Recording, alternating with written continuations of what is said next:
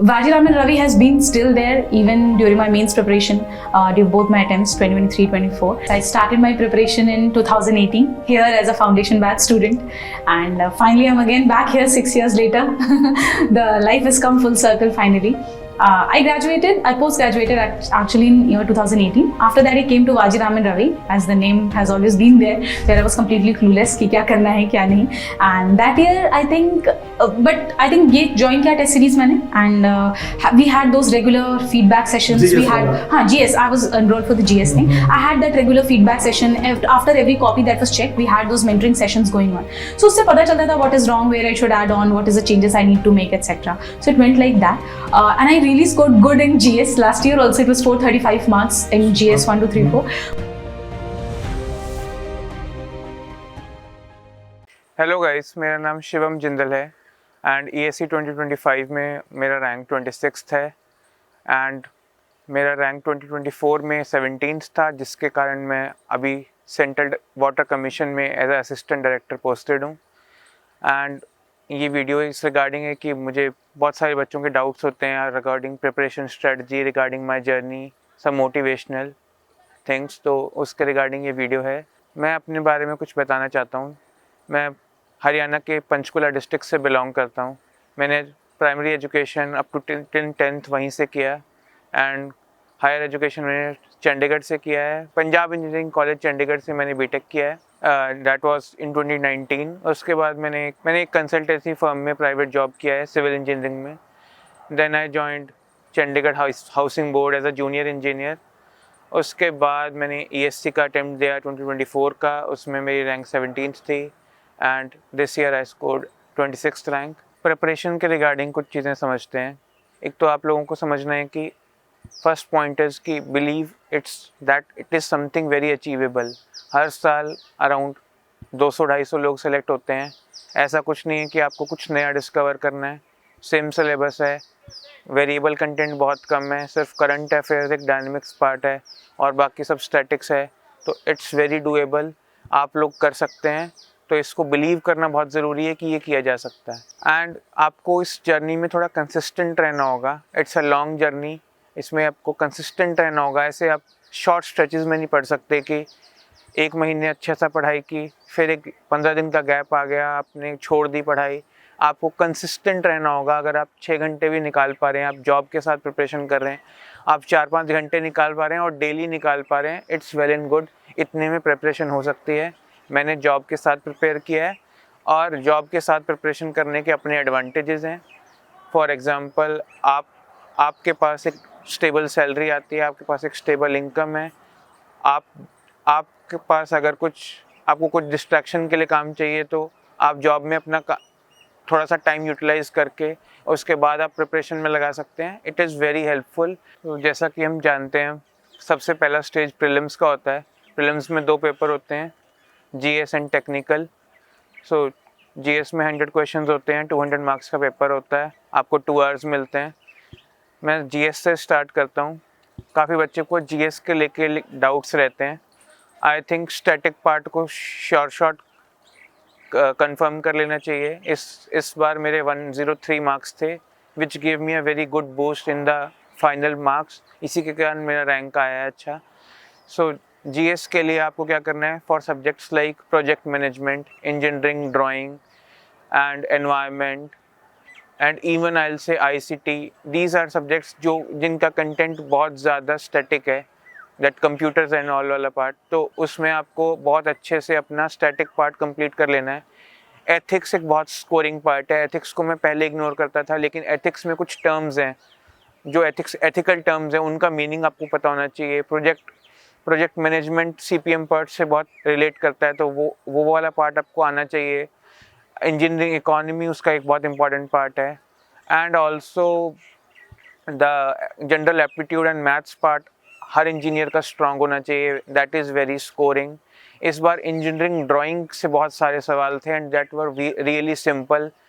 मुझे भी थोड़ा सा अफसोस है कि I could not solve all the questions, but they were very simple questions of projections. बहुत सिंपल डेफिनेशन बेस्ड क्वेश्चंस थे. सो उनमें स्कोर करना बहुत ज़्यादा ईजी था. एंड आई थिंक और general points regarding prelims is कि आपको ये नहीं सोचना है कि ये टॉपिक प्रीवियस ईयर में नहीं आया तो अब नहीं आएगा। I feel the trend is changing really fast these days.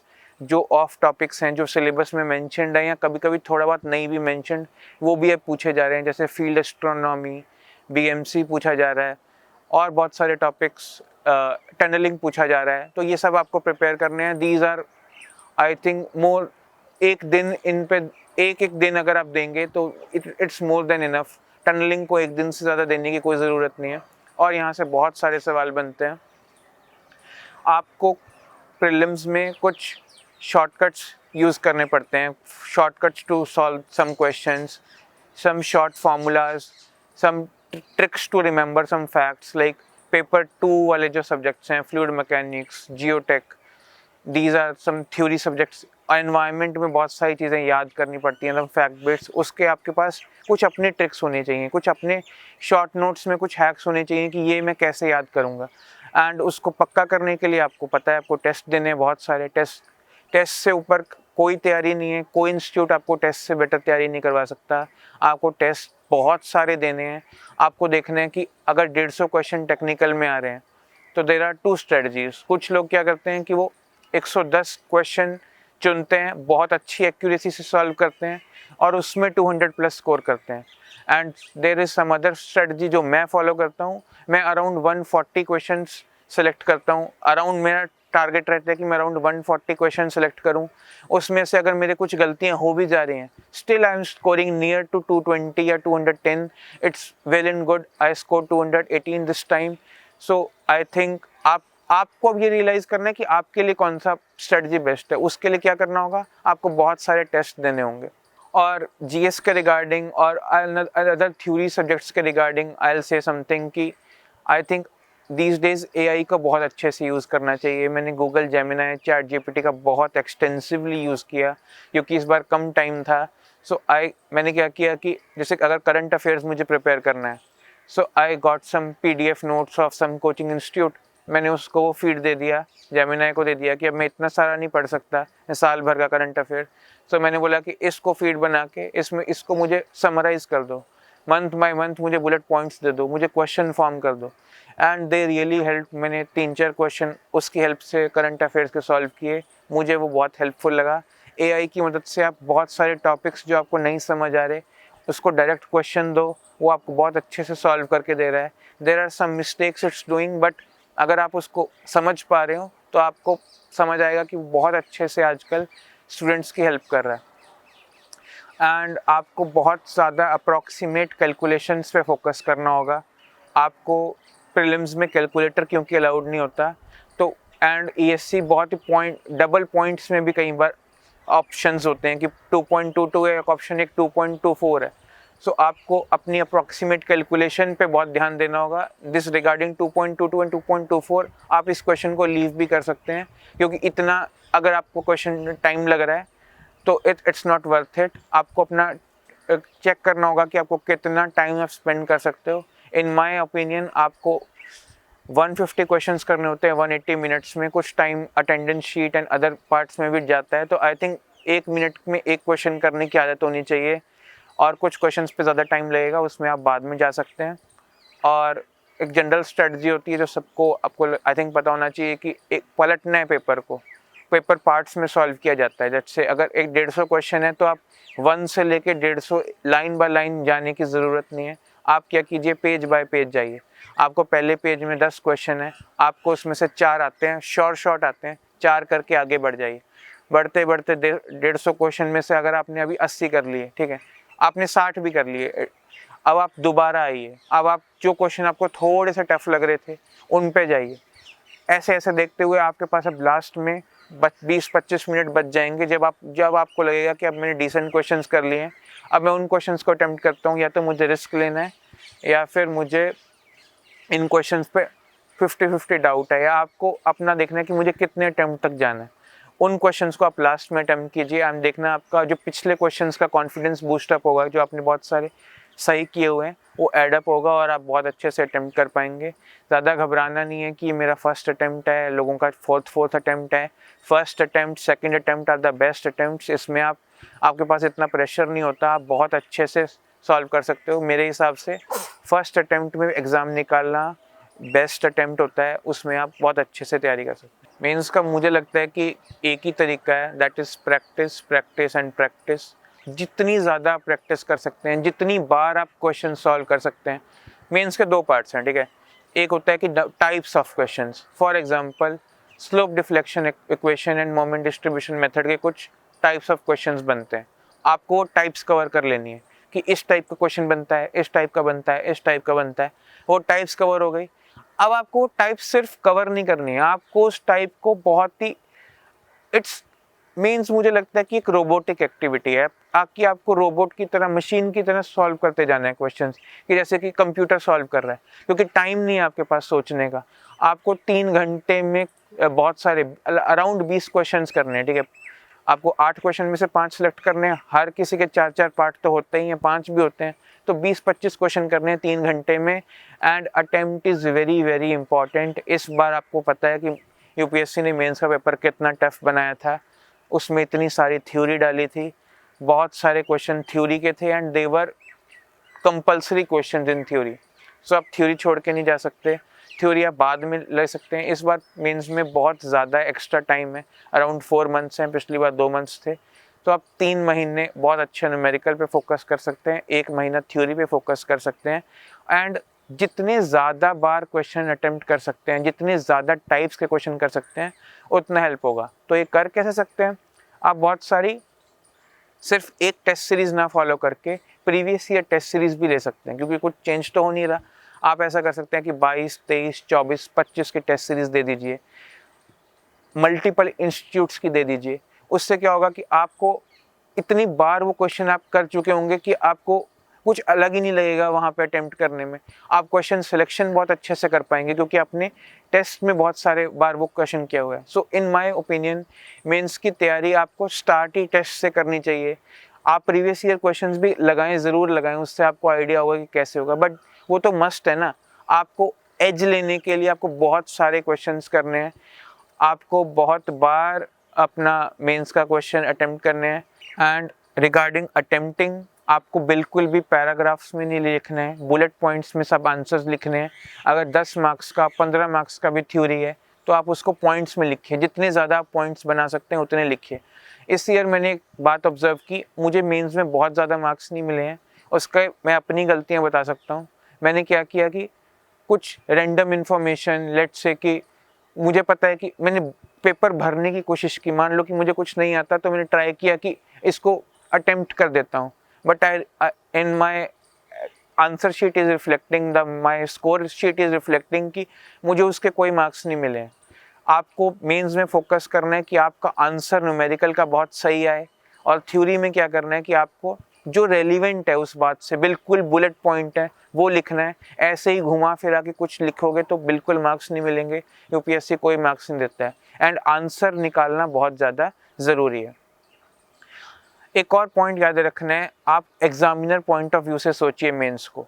Examiner आपसे पहले 100 कॉपीज चेक कर रहा है, उसके लिए वो एक रोबोटिक एक्टिविटी है कि आप उसको, आपके पेपर में ऐसा कुछ नया जॉय नहीं मिल रहा है, आपको उसका काम आसान करना है, आपको कुछ नहीं करना, आपको क्लियर लिखना है। आपको ये देखना है कि एग्जामिनर को आपका पेपर चेक करते हुए बहुत ईज फील हो। आप उसको, आपको अगर आंसर आ गया आप उसको बॉक्स में डाल दीजिए, आप किसी मेन पॉइंट को अंडरलाइन कर दीजिए, आप कोई अच्छा सा डायग्राम बना दीजिए कि वो डायग्राम देख के ही समझ जाए कि इसने सब कुछ सही लिखा होगा। ट्रस्ट मी, इतने ज़्यादा डिटेल में आंसर चेक नहीं होते हैं। आपने अगर उसको समझा दिया, कन्वे कर दिया किसी डायग्राम से, किसी चार्ट से, किसी भी तरीके से आपने अगर अपना आंसर प्रूव कर दिया, इट्स वेल एंड गुड, आपको बहुत अच्छे मार्क्स मिलेंगे। इस बार आपको पता है मोहम्मद शाकिब द AIR-1, उसके 380 अराउंड मार्क्स हैं, they are really good. And उससे भी ज़्यादा मेंस में लोगों ने स्कोर किया। एक और लास्ट पॉइंट मैं मेंस में बोलना चाहूँगा कि अगर आप देखें मेंस का पेपर, तो अगर वही 3 घंटे का काम किसी को 4 घंटे में बोला जाए घर आके, तो हर कोई इसको सॉल्व कर देगा, हर कोई 450 अराउंड स्कोर कर लेगा। लेकिन 4 घंटे में नहीं, आपको 3 घंटे में करना है। तो आई फील मेंस में स्पीड बहुत ज़्यादा इंपॉर्टेंट हो जाती है। आपको ट्राई करना है कि आप बहुत फास्ट क्वेश्चन कर पाओ। आपका कैलकुलेटर पे हाथ बहुत स्मूथ चलना चाहिए, आपके कैलकुलेटर की कीज़ जो हैं वो रब ऑफ हो जानी चाहिए, इतना आपको कैलकुलेटर का यूज़ करना है। कैलकुलेटर के भी अलग से आप वीडियोस देख सकते हैं, कुछ शॉर्टकट ट्रिक्स होती हैं, स्प्रेडशीट फंक्शन होते हैं, उसको आप यूज़ करके मेंस को बेटर कर सकते हैं। Last we talk about interview part, and इस पे मैं बहुत ज़्यादा फोकस करूँगा क्योंकि I scored one of the highest marks in the interview this year. मेरे 150 मार्क्स हैं and that is around second or third highest this year. So I think interview ने इस बार टोटली डिपार्टमेंट सिलेक्शन को determine किया है। अगर मेरे इंटरव्यू में इतने मार्क्स नहीं आते तो मुझे रेलवेज़ ना मिलता, that was my first preference. So मैं कुछ इंटरव्यू के रिगार्डिंग पॉइंट्स बताऊंगा। फर्स्ट ऑफ ऑल तो मुझे इंटरव्यू ने हेल्प किया, एक दृष्टि आईएएस का विकास दिव्यकीर्ति सर हैं, उनका इंटरव्यू गाइडेंस एक सीरीज़ है, आप यूट्यूब पे वो फॉलो कर सकते हैं, दैट इज़ रियली गुड। उसमें आपको अपने डैफ कैसे प्रिपेयर करना है, डैफ यूपीएससी सिविल सर्विसेज का, इंजीनियरिंग सर्विसेज का सेम होता है, डैफ कैसे प्रिपेयर करना है, इंटरव्यू में अपनी हॉबी पार्ट कैसे प्रिपेयर करना है, आपको जनरली प्रेजेंट कैसे करना है, दैट इज़ रियली इंपॉर्टेंट। उसी के कुछ क्रक्स पॉइंट मैं बताना चाहूँगा। फर्स्ट ऑफ ऑल आपको अपना इंटरव्यू इंटरेस्टिंग बनाना है।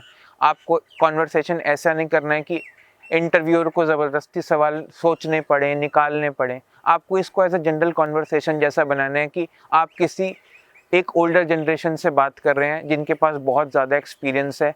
आपको उनके साथ बातचीत करनी है। उनको पता है कि आपको सब कुछ नहीं आता, आप बहुत न्यू हैं, आपकी फ़र्स्ट जॉब है, आप अभी आप जस्ट कॉलेज से आए हैं, आपने अपनी जॉब में 1 साल ही हुआ है। मुझे सेंट्रल वाटर कमीशन पे मेरा पूरा इंटरव्यू चला। मेरा इंटरव्यू में मुझे सेंट्रल वाटर कमीशन ज्वाइन किए सिर्फ 4 ही महीने हुए थे एंड 20 मिनट्स मुझे सेंट्रल वाटर कमीशन पे ग्रिल किया गया, जबकि मुझे पता था कि उनको भी ये बात पता है कि अभी इसको ज़्यादा टाइम नहीं हुआ है, but they were really testing me कि इसको वाटर की, फ्लड्स की, दीज आर टेक्निक्स की नॉलेज है या नहीं है। तो आपको अपनी जो पार्ट्स हैं, लाइक डिपार्टमेंट का, आपका स्कूलिंग का, आपका शहर का, जो भी आपको लगता है कि मेरे डैफ में ये चीज़ मेंशन्ड है, आपको उसको बहुत अच्छे से प्रिपेयर कर लेना है। इंटरव्यू का मुझे लगता है प्रिपरेशन बहुत इजी है, आप बहुत अच्छे से उसको प्रिपेयर कर सकते हैं। आपको इंटरव्यू को एज अ वाइवा के जैसा नहीं ट्रीट करना है कि क्वेश्चन और तुरंत आंसर, जैसे कि रैपिड फायर नहीं चल रहा है, इस अ कॉन्वर्सेशन। आपको लग रहा है कि आपने कुछ गलत बोल दिया, आप थोड़ा ऑफ ट्रैक चले गए, वापस आ जाइए, सॉरी बोल दीजिए, नो बोल दीजिए, नो बहुत कॉन्फिडेंस से बोल दीजिए। जैसे मैं बोल के दिखाता हूँ, sorry sir, I am not aware of this topic, I will read about it. ऐसे आपको बहुत पोलाइटली बोल देना है। आपको क्वेश्चन उनका बहुत ध्यान से सुनना है। कभी कभी क्या होता है, सीनियर फैकल्टीज़ होती हैं IITs NITs की, वो ऑफेंड हो जाते हैं कि आपने उनकी बात सुनी नहीं और आप पहले ही बोलने लग गए।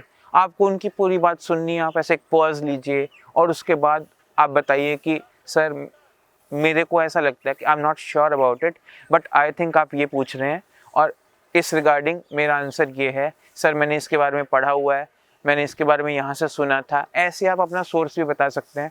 आप उस कॉन्वर्सेशन को बहुत ज़्यादा पोलाइटली, अच्छे से एज अ कॉन्वर्सेशन की तरह लीजिए and you will score really good marks in interview.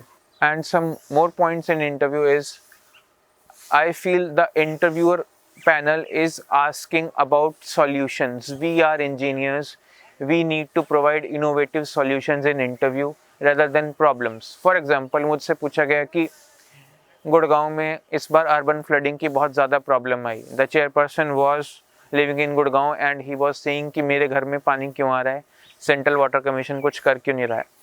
I simply said कि sir this is not concerned to Central Water Commission, this is concerned to Haryana government, Haryana Municipal Corporation and other authorities. इसमें Central Water Commission का कोई role नहीं।